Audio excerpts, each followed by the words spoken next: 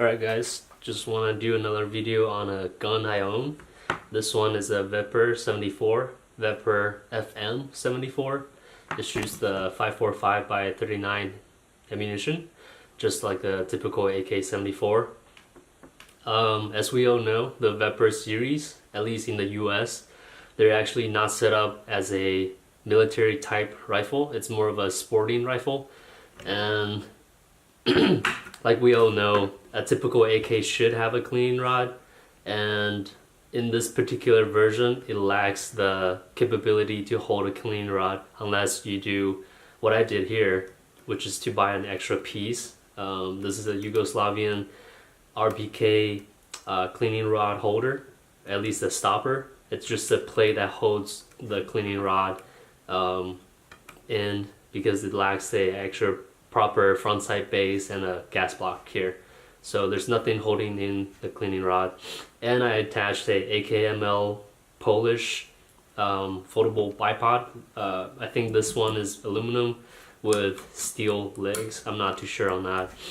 And as you can see here, I have a Fighter 24mm brake made by Definitive Arms. So let's talk about the gun in general. Hopefully you can see it. So I swapped out the furniture to a Russian plum furniture, and you can see the plum magazine. The VEPR is one of those guns that I always liked, but due to the fore end being a civilian version of barrel assembly, it's at least for the gas block and front side base, it's not very easy to find a proper gas block and front side base for these guns, at least that I know of. I checked Gun Broker and those are going for pretty, it's not something I would pay for, so this is kind of the version the style I went with. I think overall it looks pretty good. It looks proper, to be honest with you. In my opinion, it looks like basically an RPK short.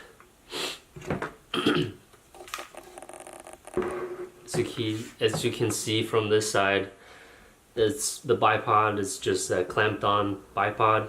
Again, the gas block is missing that extra tab down there, and this cleaning rod just kind of loosely fitted in there. You have to remove the brake to rotate the plate over here to take the cleaning rod out, or you can just kind of bend it sideways and take it out this way. Just a note, I actually have to modify the threaded end of the cleaning rod to make it fit. I have to attach a little extra extender piece. I have to chop down and just a regular cleaning rod tip, the head, to make it fit properly inside the gun. It's a little bit too short the way it came with. This is a Bulgarian cleaning rod for AK-74 that I got from KVAR. So just if you want to do this route, you have to modify the cleaning rod, the tip of the cleaning rod, just a little bit to make it fit. So this bipod just folds down, and this is a one piece. As you can see, it's just a rod, and with the extending legs, just you can just pull it out that way. Sorry, got a new camera set up. Not sure if you guys can see, the camera's overhead, so I had to make sure everything's in frame. So yes, the polymer will at least probably bakelite. The Russian plum, the color, it's always one of my favorite, at least for AKs. I wish they make it for ARs, but it's always one of those colors that I really like. It's better looking than just pure black. The little plum color, the purple, dark purple color, always adds another depth to the gun. It just looks nice. And plus the RPK handguards here, the ribs on it, it just looks really badass to me. It's always something that I wish I can attach to a standard AK-74 series of rifles, but it will not fit. The handguard cap over here, it's enlarged to accompany to fit the wider, deeper handguard for the RPK like these. So at least for the upper handguard, this piece right here, it should fit for your AK-74 and AK-47 standard gas tube. So I got this rifle in a trade. I traded a SLR 107 FR to the guy. When these got banned, I didn't get a chance. I was overseas on a vacation, so I didn't get a chance to buy it. So I came back, traded the 107 for one of these. So it's one of the better trades, in my opinion. At the time, SLR 107s can be found for $1,000, which is about the same price I paid for my 107, and these are going for $1,200 to and up. And it's not really been shot all that much. There's some slight, finish wear on the charging handle here, and of course the lever down here, it'll scratch up your finish no matter what you do. If you use this, you will get a scratch here. But overall, the condition is very good. There's nothing much to say about these. There's tons of video reviews on the VEPRs. I do prefer the 545 version, as that's typical what you see for the recent RPKs. It will be in 545, and that's just the caliber I prefer. 7.62-39, I do like those calibers. However, I just think that being a purist and a aesthetic crazy nut that I am, I do prefer looking badass with my gun. So I do like the Plum furniture and the Plum magazines. It just fits all together. You can find pictures of prototype Plum magazines for the AKM and AK-47s in 7.62-39, but those are prototype, and you'll see the waffle patterns. You can go up to, I don't know, $800,000, whatever, $1,000 for one of those magazines. But that's not something I want to spend my money on. I do like the AK-103 magazines that I have, but I do prefer the plum color after all. It's got a decent trigger. Make sure it's unloaded here. Hopefully you can see that, probably not. So it's got this is a new Arsenal trigger. They came out with these not too long ago, probably when they released the FM VEPRs. But it's not really a two-stage double stage trigger. It's sort of a bad one stage. As you can see, there's some treble here. You feel like a wall, and it's got tons of creep. There's a release, and the reset here. It's fairly long, not terrible. I do like it, but I don't mind the double stage on the previous generations.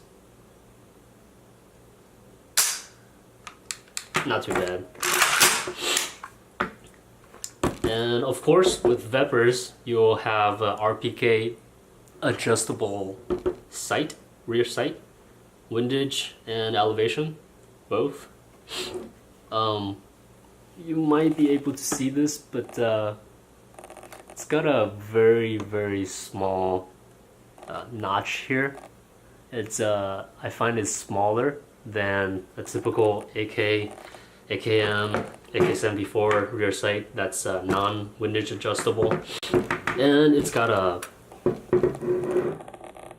very thin front post here, which is nice. People talk about how accurate these VEPRs are. I mean, it does have a huge barrel. It's super thick, as you can see here. It tapers down towards the end, but under the handguard, it's super thick. But when you think about thick barrels, you think of how accurate these will be. I would say from my experience shooting Wolf and Golden Tiger ammo, I can, at least for the iron sight, I cannot produce anything better than, say, probably 2.5 MOA at 100 yards. At 200, I don't really have a great eyesight anymore. I'm not bad, but I can't really shoot anything better than 2.5 MOA. Like I said, out to 200, I can barely hold like a 6-inch group at 200 yards. So I know for sure that's due to me being just who I am and how I shoot. But part of the reason and the problem is that there's so limited amounts of ammo choices in the States that to really get the accuracy done right, you have to hand load probably. I mean, I don't really hand load, but who knows? To find accurate ammo for these, it's not something you can do easily compared to, say, a 223 or 5.56 platform AK or AR. So which is disappointing, but it is what it is for the 5.45.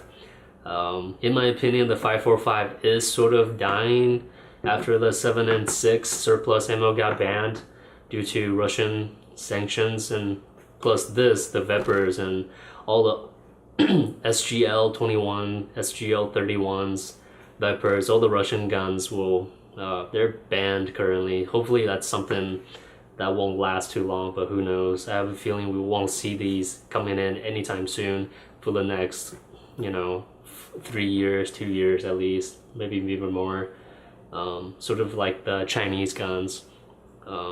It is kind of sad how the AK market got downgraded and decreased in popularity again in these few years due to the Ukraine war and all that. I think the only import right now that's still rather interesting and made by foreign companies would be the Yugoslavian, the Romanian and Atlantic Firearms and Arms of America. They're making apparently they're making a deal with the Polish companies Radom and other WBP companies. So we'll see Polish, Bulgarian, made by Arsenal, and of course the Romanian from Century Arms, and of course the Serbian, the UPAP, the OPAP and the NPAP guns.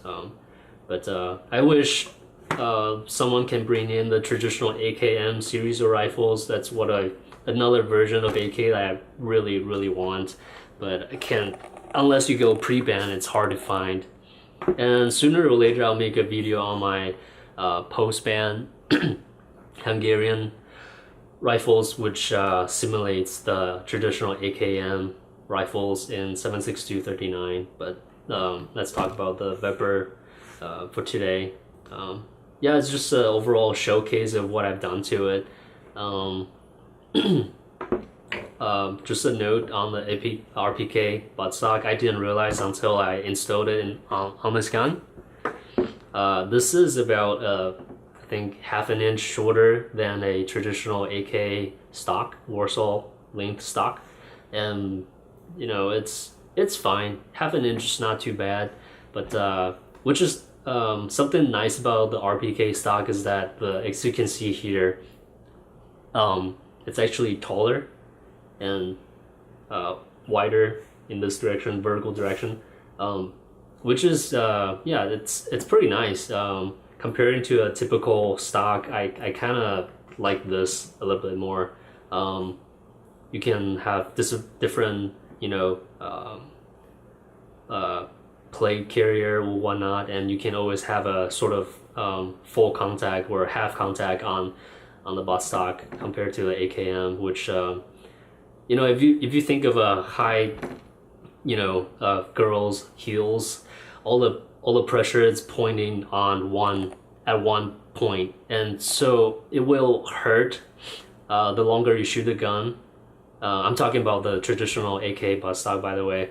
So if you think about how the surface area it's increased on this buttstock here, it will lessen the fill recoil overall when you shoot the gun. I know a lot of guys who's watching this video already knew about the 1.5mm receiver. It's nice, but it looks badass. That's kind of the reason of why I bought this. It just looks non-standard, you know, kind of special with the bulge here, the enlarged front trunnion, and of course the thicker receiver. But I don't think it's necessary, to be honest with you. You know, I don't think receiver flags is that much of a problem with these type of guns, because all the motion will be transferred down the barrel and you see the, you know, wobbling barrel with the typical length barrel, thickness barrel on the AKM or AKM74. Accuracy, again, like I told you, you really have to find a good ammo for these guns to really see how accurate these will shoot. So, but overall function, like all AKs, it's very reliable, no problem with it at all. So yeah, I do like this gun. I was asked if I like a VEPR more with the SLR 104, which I did a review on not too long ago. Actually, quite a long time ago, maybe 4 years ago. I would say I kind of think the VEPR series will have a better fit and finish, and with the smoother action overall compared to the SLR 104 by the Bulgarians. But the Bulgarian SLR 104s are more authentic to, you know, 80s AKS 74 series, legit military configuration. It's more authentic to that, while the VEPR, it's kind of neutered, you know, civilian version of the RPK, missing the gas block and frontside base and the proper barrel. But it is up to you if you decided you know, you want to go to the SLR 104. Those are discontinued right now, at least out of production, due to the Ukrainian war and other issues. We don't want to talk about that here. But the VEPR is banned, you know, all things, the war is coming to an end, everything sucks now. But just buy what you can while you can, and we'll see what happens with the newly imported Polish kits. Maybe, perhaps someday we'll see a Polish, you know, a barrel in 5.56, and for a traditional Polish AKM, maybe someday new production with a proper, you know, foreign-made barrel and all that. But yeah, just a showcase of the VEPR, and see you guys later. Thank you.